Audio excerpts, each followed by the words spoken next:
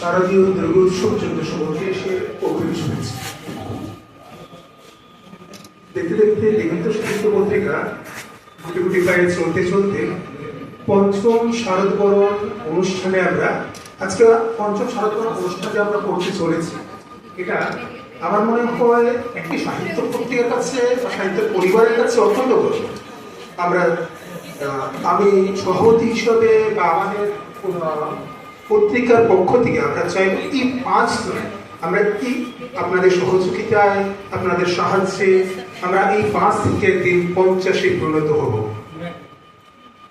আমরা সম্পাদক বলছিলেন যে আমরা আমাদের যে ফাউন্ডেশন প্রোগ্রামটা আমরা ভালো করে করি, হলের মধ্যে করি, কিন্তু আমরা ওই আমাদের যে শারদবরণ অনুষ্ঠানটা বা বইমেলার অনুষ্ঠানটা আমরা মুক্ত বাতাসে আমরা করি। সেটা তার কারণ আমরা চাইছিলাম রবীন্দ্রনাথের সঙ্গে যেন কোথাও আমরা একসঙ্গে মিলে থাকতে, কিন্তু এই বছরটা বৃষ্টির যে আভাস আমাদের যাতে কোনোভাবেই আজকের দিনটা পণ্ড না হয় তার জন্যই একটা ছাদযুক্ত ঘরের ব্যবস্থা করা।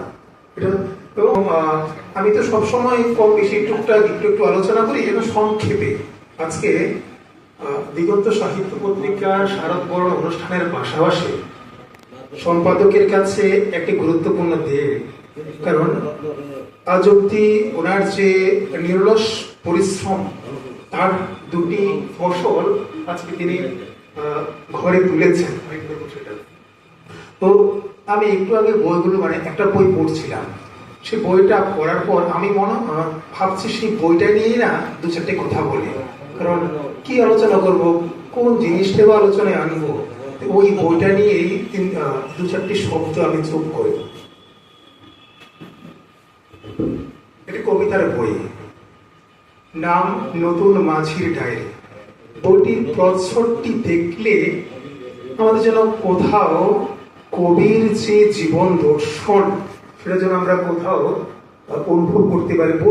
প্রত্যেকটা বইয়ের প্রচ্ছদটা কিন্তু যথেষ্ট গুরুত্বপূর্ণ, কারণ ওই প্রচ্ছদটা দেখে তার ভেতরে কি আছে আমরা অনুভব করতে পারি, এক লহমায় বুঝতে পারি সে কবিতার বইটা বা গল্পের বইটা কোন দিকে যাচ্ছে তার গতিপথ।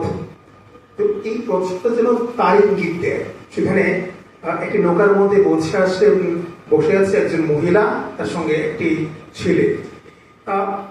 এই মহিলাটির অবয়বটা বা তিনি কবির যে জননী তার যেন চিত্র তিনি এটার মধ্যে অঙ্কন করেছেন কবি, এবং যে ছেলেটি নৌকার হাল ধরে রেখেছে সেটা যেন একটা পরিবারের ছবি। এবার এই ছবিটা এমন হলো কেন? আমরা প্রত্যেকে যারা এই কবিকে কম বেশি আমরা প্রত্যেকে জানি, চিনি, আমরা জানি যে বর্তমানে এই নৌকাটির হাল এই মানুষটি ধরে রেখেছে, যার জন্য চিত্রটি যেন তারই প্রতিরূপ।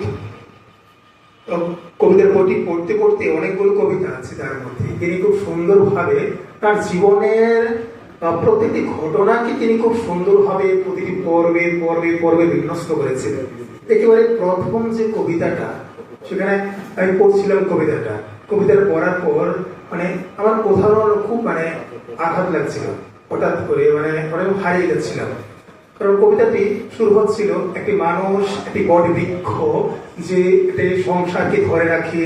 হ্যাঁ, হঠাৎ করে যখন ওই বট বৃক্ষটি অকালে যখন তার জীবন চলে যা জীবন প্রদীপ নিভে যায়, তাহলে ওই পরিবারটির উপর কি চরম দুর্দশা আসতে পারে, এবং তার পরবর্তী যে যারা থাকে ওই পরিবারের মধ্যে তারা কতটুকু ওই পরিবারটি কতটুকু এগিয়ে চলার ক্ষেত্রে কতটুকু দুঃখ কষ্ট যন্ত্রণা ভোগ করে, তারপরেও তো জীবন এগিয়ে চলে।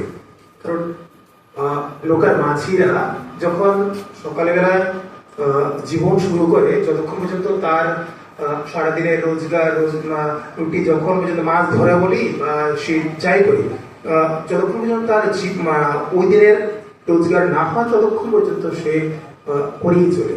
তারপর দেখি সেখানে ওই